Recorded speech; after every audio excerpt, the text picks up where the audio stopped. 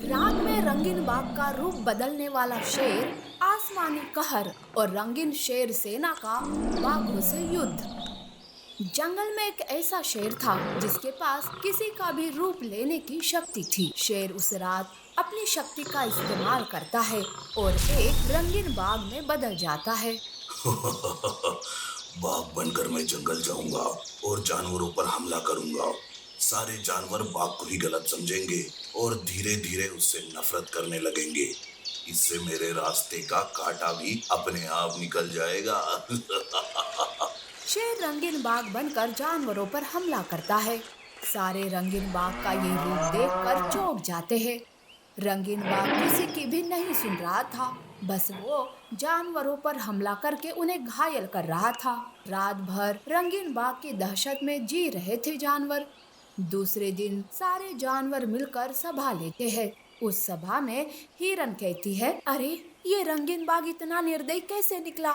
जब वो इस जंगल आया तो हम सब जानवरों ने उसे पनाह दी इस जंगल में, और आज वो बाघ हमारे ही खून का प्यासा बन गया है।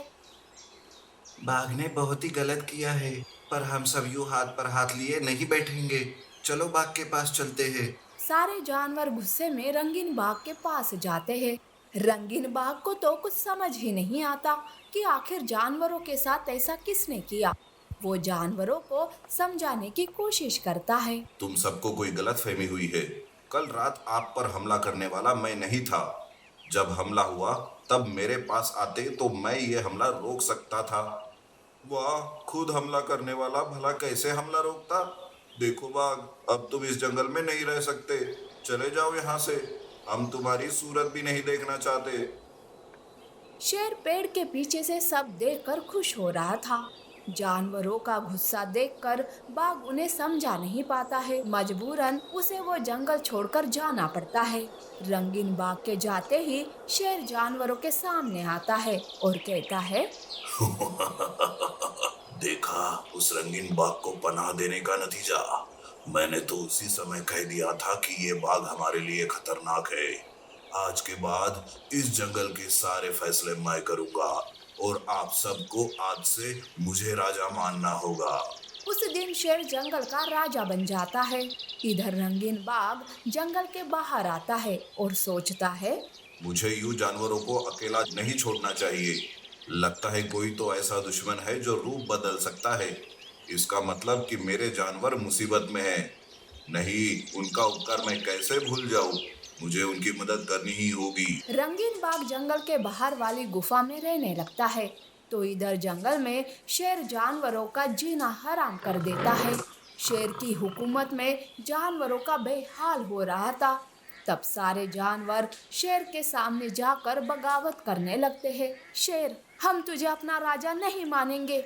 अगर तुम्हें हम प्रजा के रूप में चाहिए तो हमारे साथ अच्छा बर्ताव करना होगा, नहीं तो हम सारे जंगल छोड़कर जा रहे हैं। फिर रहना इस जंगल में अकेले।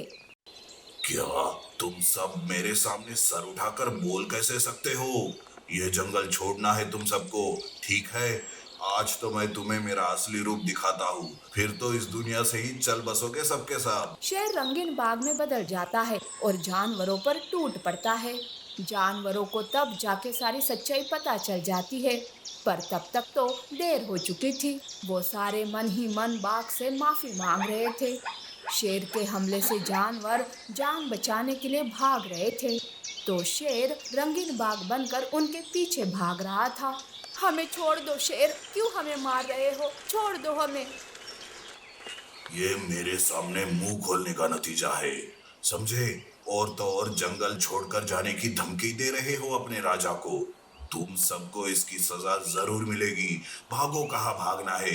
जंगल के किसी भी कोने में जाओ, मेरी सेना तुम सब पर भारी पड़ेगी। शेर अपनी असली रूप में आता है और कुछ मंत्र कहता है। तब आसमान में एक बिजली चमकती है जो शेर के सामने उतरती है। उस रोशनी के साथ 5 रंगीन शेर प्रकट होते हैं और रोशनी गायब हो जाती है। अब शेर की रंगीन शेर सेना जानवरों को पकड़ पकड़ कर मार रही थी। ये सब पेड़ पर बैठा तोता देख लेता है और वो तुरंत असली रंगीन बाग के पास जाकर सब बताने लगता है। अरे बाघ, जंगल जल्दी चलो।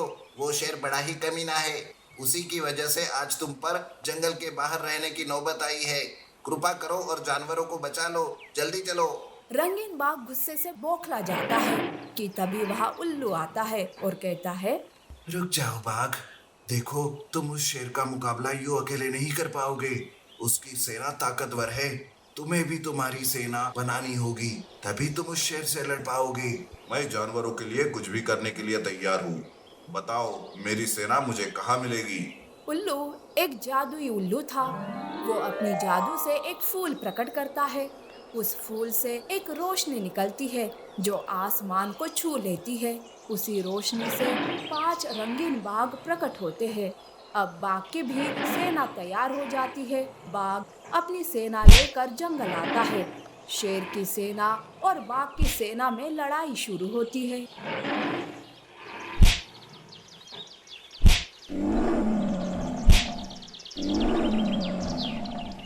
काफी देर चलने वाली लड़ाई में बाघ की सेना शेर की सेना को मार देती है।